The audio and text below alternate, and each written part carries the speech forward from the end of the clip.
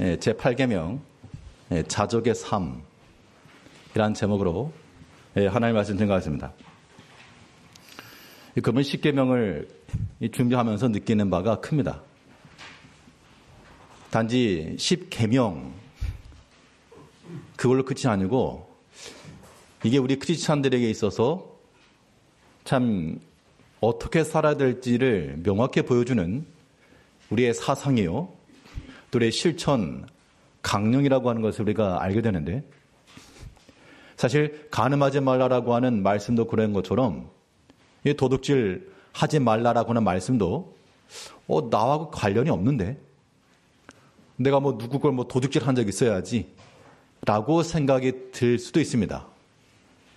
그런데 이 8계명을 자세히 들여다보면 이게 참 우리가 이 8계를 어기고 있구나, 우리 하나님의 것을 도둑질하거나 이러한 마음을 지니고 있구나라고 하는 그런 생각이 들 수도 있습니다.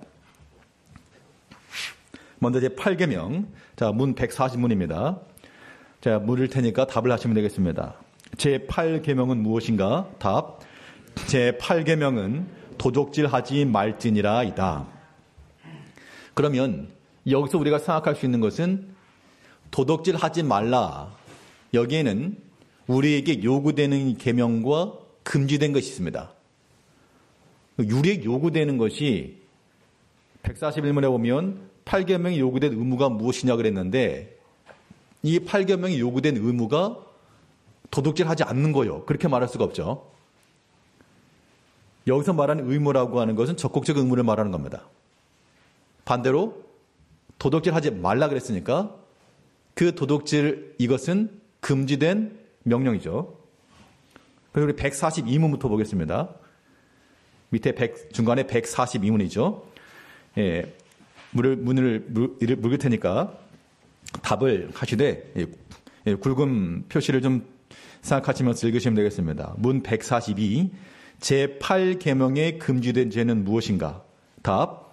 제8계명에 금지된 죄는 요구된 의무를 소홀히 하는 일 외에 절도, 강도행위, 사람 납치와 작물 취득과 사기 거래, 저울을 속이는 것과 땅 경계표를 마음대로 옮기는 것, 억압, 착취, 고리대금, 뇌물징수, 성가신 소송, 이웃에게 속한 것을 빼앗거나 억류해 두거나 우리들 자신을 부유하게 하기 위한 다른 모든 불공정하거나 죄악된 방법이다. 또 탐욕과 세상 재물을 과도하게 소중히 여기고 좋아하며 세상 재물을 얻어 보존하고 사용하는 일에 의심 많고 마음을 산란하게 하는 염려와 노력이며 다른 사람들이 잘 되는 것에 대한 질투이며 그와 마찬가지로 게으름, 방탕, 낭비하는 노름과 우리들의 외형적 재산에 대하여 부당한 편견을 가짐이며 우리 자신을 속여 하나님께서 우리에게 주신 재물을 바로 사용하지 못하는 것이다. 그러니까 제 8계명의 그 범위라고 하는 것이 남의 물건을 훔치지 말아라, 거기만 국한되는 것이 아니라 우리가 무엇인가를 얻고자 하는 것에 있어서 불공정한 방법 혹은 죄악된 방법 또는 우리가 무엇인가를 얻고자 하되 탐욕에 의해서 혹은 세상 재물을 과도히 사랑하고 소중히 여기는 것, 또 그런 것들 때문에 우리 마음이 심히 산란하고 어려워하는 것, 게으름이나 방탕이나 하나님께서 우리에게 주신 재물을 바로 사용하지 않는 것까지도 이거는 8계명에 어긋나는 것이다라고 말하고 있다는 겁니다. 그래서 이제 우리가 이 8계명에 대해서 이 하나님의 것에 대해서나 사람의 것에 대해서 우리 이것을 바로 사용해야 되겠습니다. 오늘 본문을 보면 이런 말씀이 있습니다. 8절을 보니까요, 말라기 3장 8절 말씀 보면 사람이 어찌 하나님의 것을 도둑질하겠느냐, 그러나 너희는 나의 것을 도둑질하고도 말하기를 우리가 어떻게 주의 것을 도둑질하였나이까. 이게 이제 우리의 보통의 답변이죠. 도둑질한 거 없는데요. 근데 우리가 이러한 상황 가운데서 우리의 마음이 모든 재물을 얻는 방법도요, 불공정하거나 죄악된 그런 방법 말고 여기에는 진실함과 공정한 방법을 따라야 됩니다. 여기는 사상적 배경이 중요한 거예요. 오늘날 사상 무엇입니까? 어떻게 하든지 얻으면 돼. 방법과 수단이라고 하는 것은 전혀 고려되지 않고 결과적인 것만이 강조되는 세상이 되는 겁니다. 그러나 성경이 가르치면 그렇지가 않고 그 과정 또한 우리가 진실함과 공정함을 따라야 된다. 그 얘기입니다. 그러면 혹시 그 도둑질 해보신 분 계십니까? 도둑질. 물론 했다고 말을 못 하시겠습니다만, 어렸을 때라도 엄마 아빠 주머니에서 한 100원, 200원 꺼낸 그런 기억이 있다거나, 근데 그 도둑질이라고 하는 것이 사실 대놓고 하진 않죠. 자, 나 도둑질 합니다 하고 하는 게 아니고, 조용히, 몰래, 안 들키도록. 안 들키면 땡큐, 들키면 재수없는 그런 거죠. 그러면, 우리가 어떤 뉴스나 이런 걸 볼 때, 그 도둑에 관한 그런 이야기들 나오죠. 제가 제일 황당하고 어이없어 하는 것 중에 하나는 뭔가 하면, 은행을 터는 사람들 있잖아요. 은행 터는 사람들. 저 사람들 무슨 생각을 가지고 있길 저 은행을 털려고 그럴까? 요즘 같은 세상에 CCTV가 다 있고, 당연히 붙잡힐 게 뻔한데, 왜 은행을 털려고 그럴까? 이것을 좀 이해를 못 했습니다. 그런 사람들에 대한 이해를 못 하는 거죠. 왜 도둑질을 할까? 남의 것을. 근데 우리가 그러한 사람들의 상황에 직면하지 않으면 이해를 못 하는 거죠. 은행을 터는 사람들이 이해를 못 했는데 제가 최근에 들어서는 그래서 이 은행을 터는갑다. 사람들이 이래서 이렇게 막 훔치려고 하는가 보다. 이렇게 해서 도둑질 하는가 보다. 그런 마음을 조금 가지게 돼봤습니다. 은행을 털려고 그러는 게 아니고 사람이 어떤 물질적으로 좀 궁금하면요. 우리가 평상시에는 그렇지 않아도 사람으로 궁지에 몰리게 되면 일단 물질적인 어려움을 당하게 될 때 가장 먼저 무슨 생각하세요? 은행 털어야 되겠다 그런 생각 안 하시겠습니다만 가장 물질적으로 공공에 처하게 되면 제가 했던 생각이 뭐냐면요. 돈이 좀 필요하긴 한데 어떻게 하면 돈을 좀 얻을까? 그래서 제일 쉬운 방법이 뭔가 생각해 보니까 로또 당첨되면 돼요. 로또. 복권이 당첨되면 내가 염려하는 거 그냥 1승을 해도 되니까 복권 당첨되면 되지? 그런 생각을 하기가 쉽잖아요. 그러면 그런 생각이라고 하는 게 제가 예전에 어렸을 일인데요. 제 어머니가 했던 말이 기억납니다. 혼자 애들 5명 키우시다가 힘드셨겠죠, 당연히. 그러면 하셨던 말씀이 뭔가 하면, 그 당시에 교회 초신자였으니까, 하나님이 나한테 마차박히만한 황금 덩어리 하나만 주면 좋겠다. 그러면 내 절반은 딱 교회에 바치고, 절반 가지고 산다. 제가 그 말을 들으면서, 쓸데없는 소리 하시냐고. 말이 되는 소리 하셔라.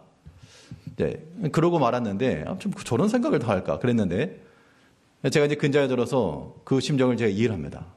오죽하면 그런 말씀 하셨을까? 오죽하면 그런 생각 하셨을까? 그런 마음이 들었는데요. 그런데 우리가 그런 물질의 공공함이 있어서 쉽게 생각하면 복권을 한번 사봐? 그러니까 당첨 한번 땡겨주면 이거 한 방에 끝나는데, 기도 열심히 해가지고, 하나님 당첨만 되게 해주시면 내가 절반 뚝 태워주고 11조도 하고 헌금도 하고 다들 이제 그런 마음이시잖아요. 지금 말씀 안 하지만 다들 그러잖아요. 지금. 그런데 그런 방법에 있어서도 우리가 어떤 그러한 불공정한 불공정하다로 합법적으로 하는 거기 때문에 뭐라 말할 수 없지만 그게 무슨 뭔가를 투자를 해서 나중에 배당을 받는 그런 식이 아니고 당첨이 되면 받고 아니면 마는 약간의 도박성이기 때문에 그런 불로소득과도 같은 그런 것들까지라도 성경에서 말하는 바는 그런 방법까지라도 불공정하거나 옳지 않은 방법까지라도 금하고 있다는 겁니다. 그러니까 우리가 어떤 물질적인 측면에 있어서 어려움을 당하시겠으나 그때 우리 마음에 혹하는 마음에 무엇인가 부정한 방법을 가지고 무엇을 할까? 그런 마음이 들 때 우리가 그런 생각을 물리쳐야 됩니다. 그럼 당장 필요한 걸 어떻게 합니까? 사실 이게 어려운 문제들이죠. 어려운 문제. 현실적으로 해결하기 참 어려운 문제들이긴 한데 그렇다고 해서 우리가 이러한 탐욕과 하나님께서 허락하지 아니하시는 그런 방편을 통하여 그런 부정함을 통하여서 무엇인가를 하려고 하는 그 마음 자체가 잘못된 것입니다. 우리 신앙인들은 하나님께서 우리에게 명하신 대로 바른 방법과 바른 판단 기준이 무엇보다 중요한데요. 에베소 4장 28절을 보니까요. 에베소 4장 28절에서 도둑질하는 자는 다시 도둑질하지 말고 돌이켜 가난한 자에게 구제할 수 있도록 자기 손으로 수고하여 선한 일을 하라. 그러니까 도둑질하는 자는 하지 말고 그랬으니까 그 훔치는 그 방법, 도둑질하는 것들을 멈추어라. 그런 거고요. 또 이 마음속에 일어나는 탐하는 마음도 버려라 했습니다. 골로새 3장 5절을 보게 되면 그러므로 땅에 있는 지체를 죽이라. 곧 음란과 부정과 사욕과 악한 종욕과 탐심이니 탐심은 우상숭배니라. 그러니까 마음속에서 탐하는 마음도 이건 마치 음란한 것과 부정한 것과 같이 우리가 버려야 할 그러한 죄악된 속성이다 라고 말하고 있습니다. 그러면 이건 물질의 관계는 둘째치고 우리 또 하나님 믿는 신앙인들이니까 오늘 본문에서 말한 말 이겁니다. 너희가 하나님의 것을 도둑질했다. 근데 하나님의 걸 도둑질했다고 말하니까 우리가 언제 하나님을 도둑질했습니까? 그때 이 말라기서에서 말하는 바가 무엇입니까? 이는 곧 11조와 봉헌물이라. 그러니까 하나님께 드려야 될 것들에 대해서 행하지 않는 것도 하나님의 것을 도둑질한 것이다 라고 말하고 있습니다. 그래서 소득의 11조를 드리는 것 혹은 연보를 행하는 것 오늘날은 이런 헌금 설교 이런 거 싫어하죠. 그냥 부담스러우니까. 그런데 하나님께 드려야 될 것을 드리지 아니하면 그 또한 성경에서는 도둑질이다라고 말했다는 겁니다. 내가 비록 다른 사람의 물건을 훔치지 않았어도 나는 깨끗합니다가 아니고 하나님께서 내게 주신 것에 대하여 내가 그것을 하나님께로 돌리지 아니하는 것 그것이 또한 도둑질이다. 그래서 우리가 특별히 청년세대 청년들 앞으로 이제 직장 생활하거나 그러시겠습니다만 지금도 하시고 계실 것이고 우리가 믿음 생활에 있어서요 하나님께 드려야 되는 것에 대해서는 철저하게 항하는 그런 모습이 필요합니다. 어떻게 보면 물질적으로 생각해 보면 참 부담스러운 일입니다. 또 믿음이 없으면 왜 굳이 그걸 해야 되나 그런 생각이 들죠. 그런데 우리는 우리 믿음 생활이라고 하는 것, 우리 먹고 마시는 모든 것들도 우리가 하나님께 있다라고 하는 그런 신앙 고백을 가지고 우리가 하나님의 것을 반드시 드려야 됩니다. 그럼 이럴 때가 있잖아요. 어려울 때 어떡합니까? 예전에 어떤 목사님께서 그 수련회 중에 저도 이거 나중에 한번 써먹으려고 그랬는데 이건 그 이제 11조에 관련된 그런 말씀하신 겁니다. 학생들, 청년들 대상으로. 그러면서 하는 말이 질문 이거예요. 여러분들 중에 직장을 잡았을 때 11조 하는 사람 손 들어보세요. 많은 사람이 손을 들었어요. 그러면 11조 하는 게 좋긴 좋은데 좀 생활이 좀 어려졌습니다. 여러분들 생활이 어려져가지고 지출이 많아졌습니다. 그래도 11조 하실 분 손 들어보세요. 그랬다는 겁니다. 그랬더니 많은 사람들이 손을 들지 않고 몇 명이. 자, 그 다음에 내가 먹을 것이 없습니다. 먹을 것이 없는데도 11조 하겠습니까? 한 사람이 들었답니다. 나오라고. 그래서 이제 한번 그러면 연습상 역학을 한번 해보겠다 하면서 내가 사장이고 당신이 이제 직장인인데 월급을 받았다 생각하고 11조 한번 해봐라 하고 봉투에다 10만 원, 만 원짜리 10장을 넣어가지고 월급을 딱 줬답니다. 자, 그래서 이제 11조를 하라고. 그러니까 당연히 10만 원 받았으니까 만 원에게 낸 거죠. 그러니까 이 목사님께서 하신 말씀이 그냥 들어가라고. 지금 무슨 말씀인지 이해가 안 되셨습니까? 그 사람은 9만 원 그냥 버는 거예요, 그냥. 11조 끝까지 해야 됩니다라고 하는 그 믿음 가지고 그렇게 해야 됩니다라고 나온 학생한테 그렇게 그냥 9만 원 준 거예요. 어떻게 보면 우리 나의 것을 드린다고 하게 되면 굉장히 아까워서 못하죠. 그런데 얼마나 하나님께 주신 것에 대한 그러한 감사의 표현이다, 그 얘기입니다. 그래서 우리 개개인적인 그런 여러 가지 생활, 환경, 상황들은 다 있겠으나 하나님께서 우리에게 명하신 대로 이러한 8계명이라고 하는 것, 내가 비록 남의 것을 훔치지 않았어도 하나님께 드려야 될 걸 드리지 않으면 그것 또한 도둑질이다 그랬다는 겁니다. 시험에 들지는 마시고 하나님의 말씀이 그러하다는 겁니다. 그러면 우리가 하나님께 드려야 될 것이 꼭 11조만 있겠습니까? 그렇지 않죠? 우리가 마땅히 하나님께 드려야 될 것이 또 있는데 그 드려야 될 것을 드리지 아니하는 것도 그 또한 도둑질이다라고 말할 수 있다는 겁니다. 우리가 응당 하나님께 드려야 될 것이 무엇입니까? 우리가 마땅히 하나님 앞에 11조라고 하는 그러한 헌물도 그러하고요. 그와 더불어서 하나님 앞에 나아가서 제사하며 예비하는 것 자체 또한 하나님께 드려야 될 것들이죠. 그러니까 우리가 하나님 앞에 예비하는 것, 이것을 행하지 않는 것도 이거 뭐라는 겁니까? 그러니까 하나님께서 말씀하실 때는 당연히 하나님 앞에 나와서 우리의 마음을 아뢰며 우리의 정성을 다하고 하나님을 예비하는 것이 우리가 드려야 될 몫인데 그것을 행하지 아니하면 너 왜 이거 슬쩍 하냐? 너 왜 슬쩍 입을 닦느냐? 하나님께서 그렇게 말씀하시게 되면 그것 또한 도둑질이다. 그러므로 우리가 하나님 앞에서 이 물질의 헌물 같은 경우는 경제적인 공고함이 있을 때 우리가 어려움을 처할 수 있으나 우리 하나님 앞에 시간을 다하여서 정성을 다하여서 예비하는 이 일에 있어서는요, 우리 성도님께서 절대로 다른 것과 타협하지 마시고 양보하지 마시고, 타협과 양보라 그러니까 있어도 그만 없어도 그만 그렇게 생각하지 마시고 그것은 빼앗기지 아니하도록 하나님께서 내게 주신 귀한 것을 빼앗기지 않도록 우리가 지켜내며 또 그 온전히 하나님 앞에 드리기를 힘써야 됩니다. 이 8계명을 우리의 지킴에 있어서 또 유념해야 될 것은 맨 아래에 있는 디모데 6장 6절에서 10절의 말씀을 보게 되면요. 그러나 자족하는 마음이 있으면 경건은 큰 이익이 되느니라. 돈을 사랑함이 일만하게 뿌리가 되나니 이것을 탐내는 자들은 미혹을 받아 믿음에서 떠나 많은 근심으로써 자기를 찔러도다. 그러니까 이 도둑질 하지 말라라고 하는 말씀에 대해서 우리에게 있어서는요, 그 스스로 자족하는 마음을 가져라. 이것이 경건에 큰 이익이 된다라고 말했습니다.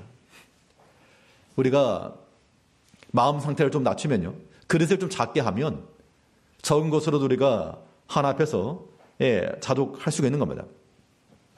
넘치는 것은 아니지만 그러나 우리 마음 가운데 자족하는 법을 좀 배워야 됩니다. 바울도 그 얘기를 했습니다. 내가 궁핍에 처할 줄도 알고 풍부에 처할 줄도 알아.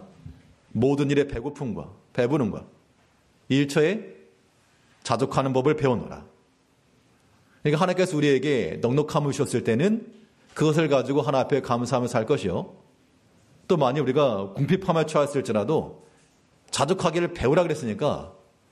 근데 사실 이런 배우라고 말했지만 우리가 현실 가운데서 없는 것, 부족한 것을 생각하게 되면 마음에 심란하기도 하고요. 그러나 하나님께서 우리에게 이 계명을 주시면서 주신 말씀은 자족하는 마음을 가지고 우리 마음에 경건의 불이익을 받지 말라. 또 우리가 또 여기 나오지만요, 이 물질에 대해서 과도하게 소중히 여기는 것. 과도하게 소중히 여긴다는 게 무엇입니까? 불필요하다는 것이 아니라 물질이 우선시한다는 얘기죠. 그런 마음들도 우리가 버려야 될 내용들입니다. 그 물질을 우선시하면서 나아가는 그런 것들도 하나 앞에서는요, 이것이 도둑질하는 것이다 라고 말했다는 겁니다. 이 현실이라고 하는, 현실과 우리 신앙이라고 하는 것이 서로 반목하는 것처럼 보일 때, 그때 우리가 해야 될 성도의 지혜는 이 현실 가운데 우리가 사로잡히지 않고 우리 마음이 이 물질과 세상 것에 대해서 염려스러워지지 않도록 구하는 겁니다. 그러면 당장 없는 거 어떻게 하는가? 여기서는요, 일단 생활적인 측면에서 뭐 일단 소비를 뭐 줄여야 되겠죠, 당연히. 거기 맞춰서 사는 것이고 또 수고해 일하는 것이고요. 여섯정 힘써 일하라 그랬으니까 과도한 욕심을 가지지 않고 그러니까 이것저것 다 하면 남들 다 하면서 하는 거 하려고 하니까 그 어려워 보일 수 있죠. 물론 이 물질의 공고함을 누가 대신할 수 없고 뭐 대신 갚아줄 수도 없고 그러하지만 그러나 분명한 것은 그러한 현실적 문제가 있을지라도 우리 마음이 이 물질에 탐하는 마음 갖지 않도록 또 산란한 마음이 되지 않도록 염려하지 않도록 우리 마음을 지켜내는 것 이것이 중요하다는 겁니다. 그래 8계명에 있어서 금지된 것이 이러한 거라면 그러면 우리 적극적으로 요구되는 것이 있는데 141문에서요. 예, 문 141. 자, 문 읽을 테니까 답을 하시기 바랍니다. 제8계명에 요구된 의무는 무엇인가? 답. 제8계명에 요구된 의무는 사람과 사람 사이의 계약과 거래의 진실, 신실, 공의로움이니 각 사람에게 당연히 줄 것을 주는 것이며 우리들의 능력과 다른 사람들의 필요에 따라 아낌없이 주며 빌리는 것이다.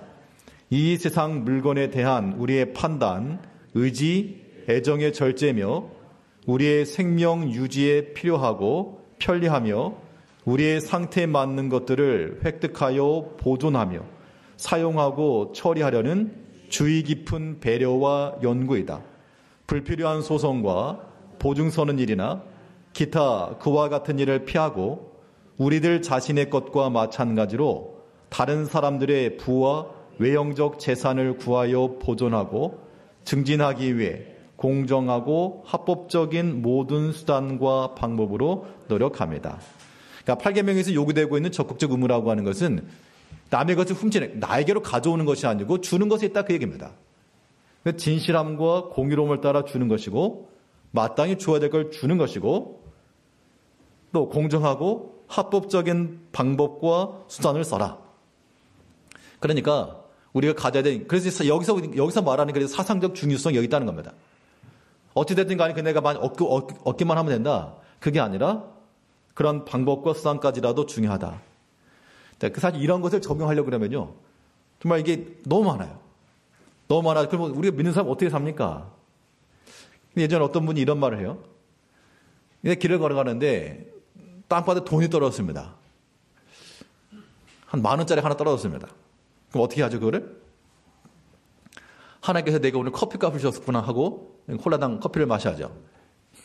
물론 지금은 너무 길바닥에 떨어진 돈 그렇게 쉽게 가져가도 그거 안 되죠.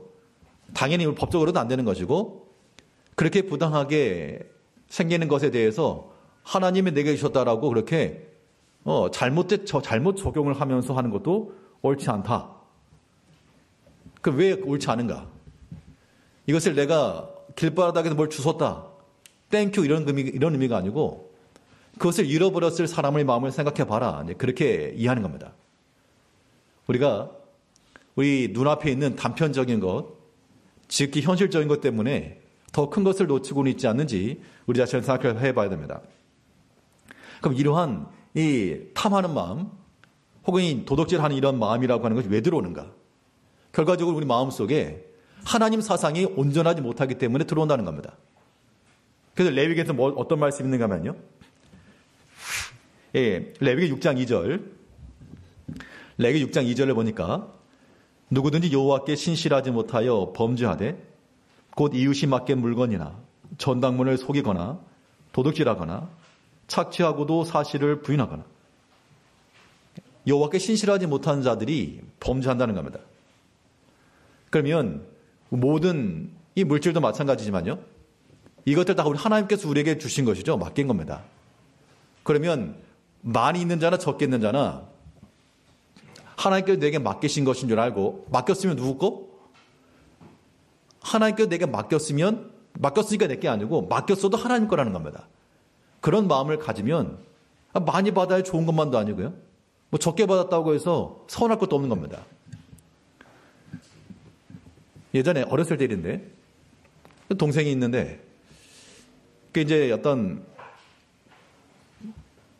외부에서 어머니 오시면 드려라 하고 1,000원짜리 몇 장을 주었습니다.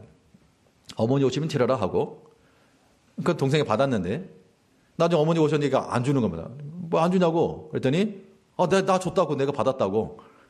자기가 받았으니까 자기 거라는 겁니다. 어렸을 때 그런 거죠. 자기가 나한테 줬으니까 내 거다. 우리가 보통 생각하게 되면 똑똑하네 그게 아니고 이 정신이 없구만. 네가 비록 받았어도 네 것이 아니다. 그 얘기입니다. 하나님께서 우리에게 맡기신 것도 마찬가지예요.